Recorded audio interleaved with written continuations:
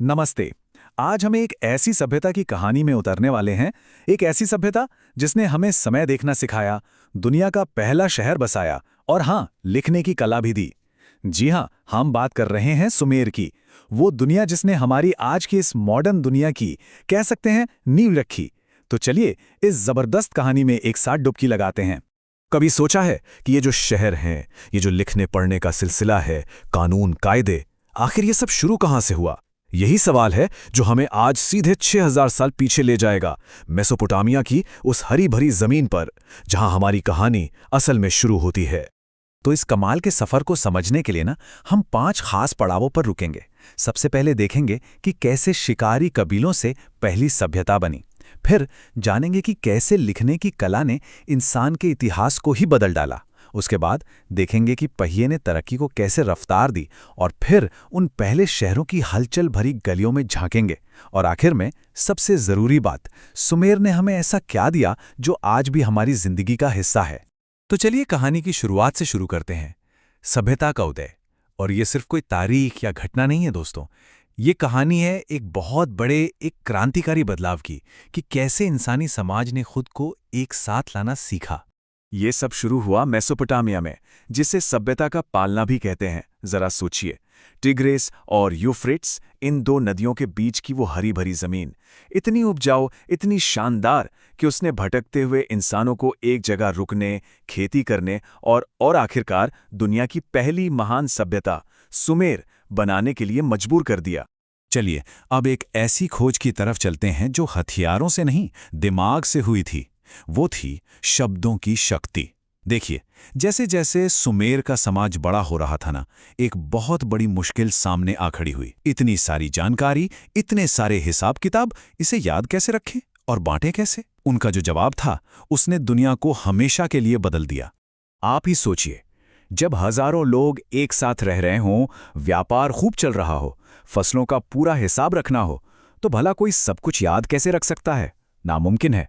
सुमेर के लोगों को इसका हल मिला, लिखने की कला में। और ये सिर्फ बातचीत का कोई नया तरीका नहीं था। नहीं, ये तो ज्ञान का, ताकत का और राज करने का एक जबरदस्त जरिया था। और इसी जरूरत से जन्म हुआ क्यूनिफॉर्म का, जिसे हम कीलाक्षर भी कहते हैं। सोचिए, गीली मिट्टी की एक तख्ती और उस पर एक नुकीली चीज से बनाए गए कील जैसे निशान। बस यही थी दुनिया की पहली राइटिंग सिस्टम। इतिहास में पहली बार ऐसा हो रहा था कि किसी की बात, किसी का ख्याल वक्त और जगह की सीमाओं को तोड़कर कहीं भी पहुंच सकता था। अब शुरुआत में तो इसका इस्तेमाल सिर्फ व्यापार का हिसाब किताब रखने के लिए होता था। इतना अनाज आया, इतना गया। लेकिन बहुत जल्द ये हर जगह फैल गया। कानून लिखे जाने लगे, बड़ी बड़ी कहानियां और कविताएं लिखी जाने लगीं, और राजा के हुक्म अब वो सिर्फ शब्द नहीं बल्कि पत्थर की लकीर बन गए। लिखना अब समाज की रीढ़ की हड्डी बन चुका था। ओके, लिखने की बात हो गई।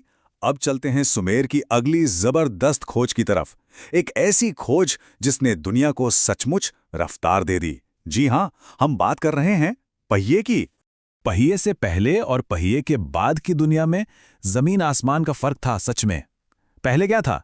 ट्रांसपोर्ट, मतलब या तो पैदल चलो या नाव से जाओ, बस। लेकिन पहिया आया और सब बदल गया। जंग के लिए ताकतवर रथ बन गए, व्यापार के लिए गाड़ियां दूर दूर तक सामान ले जाने लगीं। अरे और कुम्हार का चाक, उसने तो मिट्टी के बर्तन बनाने के काम में जैसे क्रांति ही ला दी। कितना सिंपल सा आइडिया था, लेकिन कितना बड़ा बदलाव।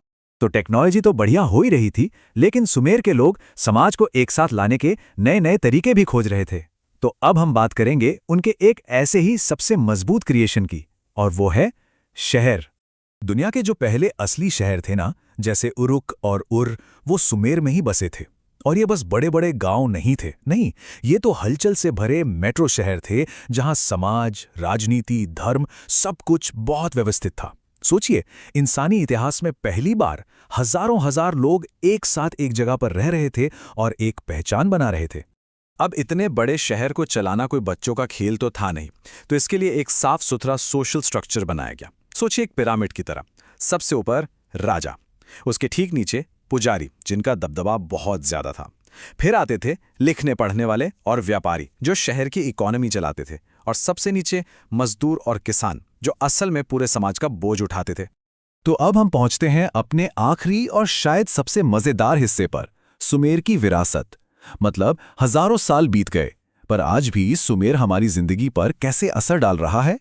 जरा इस नंबर को देखिए, 60। देखने में तो ये बस एक मामूली सा नंबर लगता है ना? पर इसी नंबर में सुमेर की एक बहुत गहरी विरासत का राज छुपा है। एक ऐसी विरासत जिसे हम सब हर रोज इस्तेमाल करते हैं। और ये रहा जवाब। सुमेर के लोग गिनती के लिए 60 यानी 60 के बेस वाला सिस्टम इस्तेमाल करते थे, और इसी वजह से आज भी 1 मिनट में 60 सेकंड होते हैं, 1 घंटे में 60 मिनट होते हैं, और एक सर्किल में 360 डिग्री। कमाल है ना? जब भी हम घड़ी देखते हैं तो असल में हम सुमेर की विरासत को जी रहे होते हैं। ये एक लाइन मुझे लगता है सब कुछ बता देती है। उन्होंने उस सभ्यता का आविष्कार किया जिसे आज हम जानते हैं। सोचिए, लिखने से लेकर पहिए तक, शहरों से लेकर वक्त को नापने तक, सुमेर के लोगों ने ही उस दुनिया का नक्शा बनाया जिसमें हम आज जी रहे हैं। तो अगली बार जब कोई अपनी घड़ी देखे, या किसी शहर की सड़क पर चले, या कुछ लिखा हुआ पढ़े, तो एक पल के लिए सुमेर के उन लोगों को जरूर याद कीजिएगा। और हां, ये जरूर सोचिएगा, अगर उन्होंने ये नींव ना रखी होती तो आज हमारी दुनिया का नक्शा कैसा होता। ये एक ऐसा सवाल है जो हमें याद दिलाता है कि हम सब उस पहली महान सभ्यता के कितने कर्जदार हैं।